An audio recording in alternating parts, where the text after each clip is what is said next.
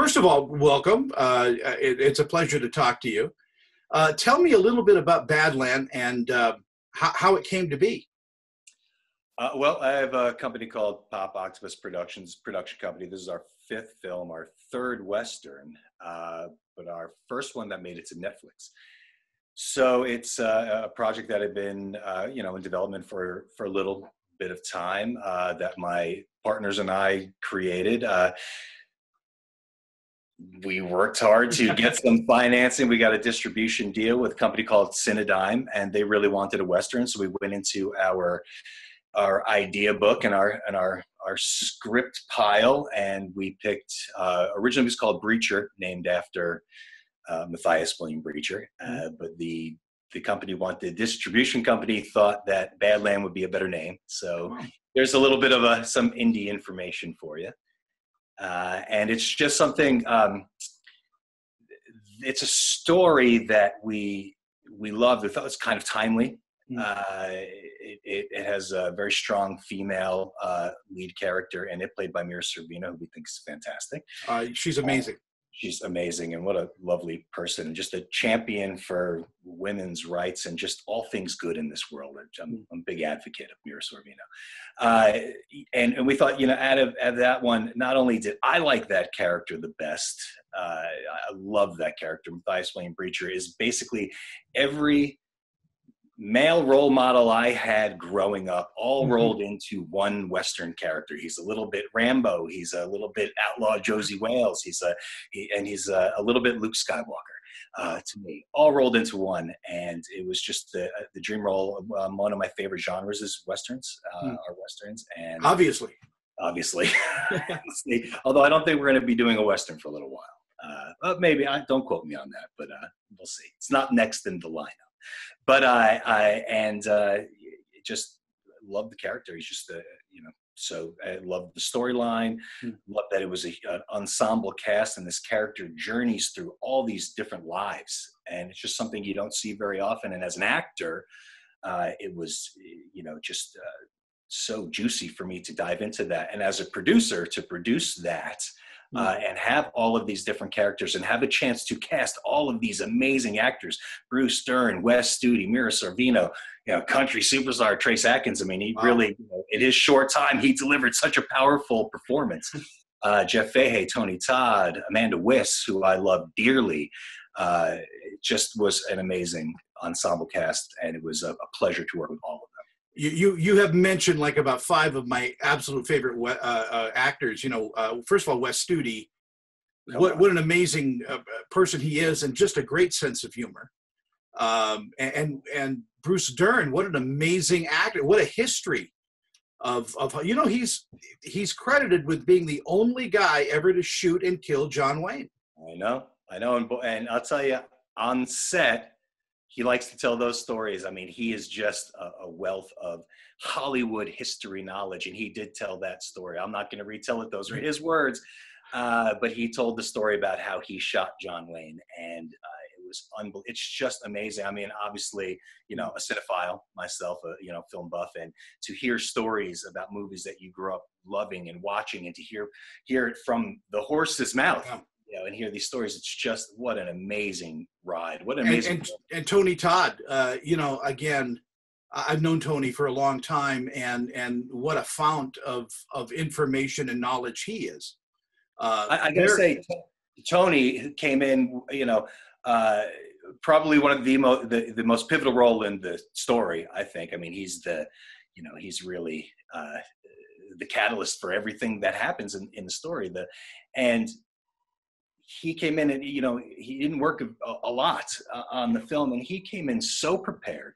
He came in, what a gentleman. It was, a low budget independent film. He rolls up on set, drove himself, comes up, found me, wanted to talk to me as the producer and the actor, wanted to get my backstory on the character, gave me his backstory on his character. He did research, and I find a lot of times doing these independent films, you work with a lot of actors. Some they come in, they go. They're not taking it that seriously because it's not a big blockbuster hit. I will say everybody on this film brought their A game. But talking about Tony, I mean, he could have just come in, said the lines. He would have been amazing because he's an amazing actor. All he has to do is open his mouth, right? He's that good. But he brought a whole life to this. You know, he brought it with him. It was unbelievable. I was so impressed and so humbled by him. Well, let's talk a little bit more about Badlands. I mean, because getting into the story of this, there are two stories of Badlands. One is the actual story that you got on the camera, but the deal with Netflix and how that rolled about as a story too, because that doesn't happen. It doesn't happen. I mean, can I tell you? Let's talk about Netflix. I still can't believe what's happening right now. This is one of those moments. It didn't even get a marketing push, right? It just got put on Netflix. I think maybe there was an article that said, "Oh, what's new on Netflix this week?" And organically, the people watched this movie. America watched this movie and made it, up to number 3 in the top 10 movie list. It's so surreal. And as an actor, as a movie fan, as anything, to have people watching your movie and talking about it and making it jump on lists across the whole country. I mean, it's just so surreal to me right now that organically this movie took off to where it did. It's a blessing. It's a dream come true for me. It's that moment. It's that defining moment in my career where I'm like, oh, wow, we made something and people are watching it. People are talking about it. It's just, I'm floored. I'm humbled, and I just want to thank you, everyone who watched the movie. Well, it is streaming right now as we speak, and this quarantine that we're all going through. I mean, people are just grabbing at things to watch, and if you're tired of tigers, this is a great way to just spend a couple of hours and enjoy a really great story. Well, thank you. Yeah. Now you're the producer of the film as well, or one of them. Yeah. Tell me about the concept of the film. I mean, I know that you like Westerns. You've said that, but don't people tell you that Westerns are kind of dead? I mean, have you heard that story? Oh yeah, the genre, it's been overdone and overused, and you can't make a modern Western. They don't make them like they used to. I've heard it all, and I've seen in reviews, coming again, third Western, but coming and going. You can't please everybody, and no, and you shouldn't. In this film, and if you've watched it, and if you're a fan of Westerns, and if you haven't, watch it. We made no bones about it. We homaged every spaghetti Western that we fell in love with, basically. I mean, the opening scene, and I don't want to, no spoiler alert, but basically homaging Once Upon a Time in the West. I mean, the quick, taking care of business, and it's no bones about it. It's a love letter, and much like Tarantino and Once Upon a Time in Hollywood is a love letter to Hollywood. This is a straight love letter to spaghetti Westerns.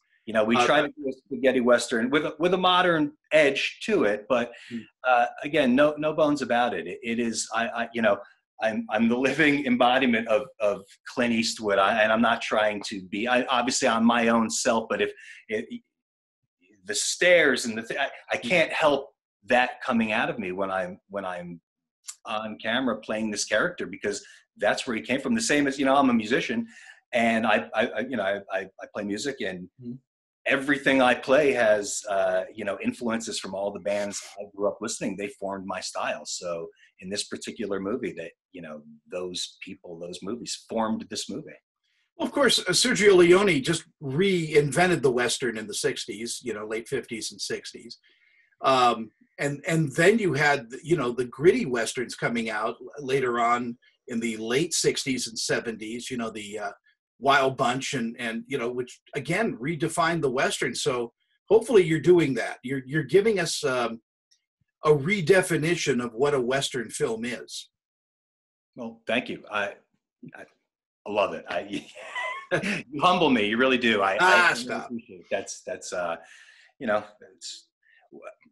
don't want to say we were trying to reinvent the wheel, but we're trying to keep it fresh, but not forget where we came from and what we love. I mean, as an independent film producer and actor in his own stuff, you pretty much get to you know, punch your own ticket as far as that goes, you know, Yeah. and you take chances. But when you're wearing your heart on your sleeve and you're scrounging up every penny to put it on the screen and to hire actors and to do all the work, and you're working, you know, 20 hours a day for, you know, 60 weeks straight, you know, you take these chances and you put it out there, but you're making what you love. And we made what we loved, and some will like it, some won't, but apparently it's resonating with the audience. And I think the biggest thing about this movie, besides the brilliant performances, everybody else, not talking about myself, you know, and all the people and everything else that went with it, is I think the passion for everybody that worked on the project, from the PA, from the guy that brought the porta potties in to you know, to Mira Sorvino. Everybody had a passion for this movie and worked their butts off, and it shows. It's on the screen. Yeah, well, and most independent films, everybody wears a few hats, you know, unions aside. I mean, everybody puts in more than they should, but because it becomes a labor of love.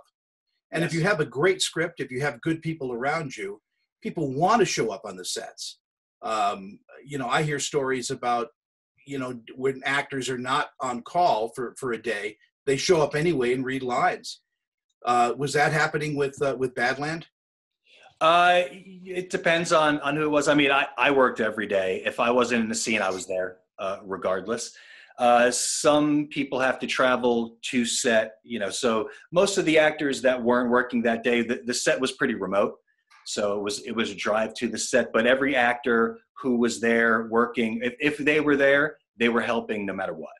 So whether it was reading lines or, you know, setting up craft services, whatever the case may be, everybody put 150% into this film. And I said, I think that's really what the audience is picking up, is the love. Well, you know, again, we have to say the film is Badland. It's available right now, streaming on Netflix. What a great opportunity that really is, because people will find the film. And I really do think that small films like yours, and when we say small, I mean, you know, under 6 million, you know, I know. I didn't mean thumbs down. I meant to point down. I know what you meant, but films like that, you know, don't get the love that the big, you know, summer blockbusters do. But we are living right now in a terrific age for, or a terrific moment for independent movies, because people are just wanting to see something. We're all isolated, and this is a great moment for you to come out with something like Badland. I agree, and I you know, we're in a very unfortunate situation right now. The whole world. I think it's very important that we all do our part to stay home and isolate this virus and do the things that we're doing. Stay home, stay healthy, stay safe. Don't go out unless if you have to. But as a result of that, people are watching more TV. You know, this is, and I don't even mean just during the coronavirus pandemic, but it is the golden age, I believe, for independent films. You know, there's even we released several films last year, or 2018 actually, so it's a little more than last year. We're already in 2020. It's going by so fast. Yeah. That they didn't go to Netflix, but they were released on it's a movie called Any Bullet Will Do and Big Legend. They're on Tubi right now, Vudu, shamelessly plugging them, but I have a point. So these are also, you know, a Western and a practical creature feature horror film, but they come out, or Badland comes out on iTunes or Prime Video or Netflix even, you know, Badland. And there it is next to, you know, whatever the hot movie is out streaming. You know, there's your movie that you sweat blood for, you know, to put on, and you know, with no marketing push, no anything, it's out. But it's next to, you know, Once Upon a Time in Hollywood, or, you know, or it's next to Tombstone because it's a Western, and it's, so these independent films have the exposure to be out on the same playing field as all of the blockbuster movies out there. The only difference is there's no marketing dollars behind the film, so you're not getting the ears and the eyeballs on it, unless if they happen to see it as they're passing by. Well, and word of mouth is still so very important, especially these times, for us to say, well, you know, as a movie critic, saying, you know, you're really going to like this film. Give it a whirl. You're home all day anyway. Give it a chance. I just did that with a couple of small films. In fact, I had a wonderful conversation the other day with Maude Garrett from Tubi, and we talked about rediscovering movies. If you've never seen a film, then you're seeing it for the first time, and it doesn't matter if it's 20 years old or whatever. I agree.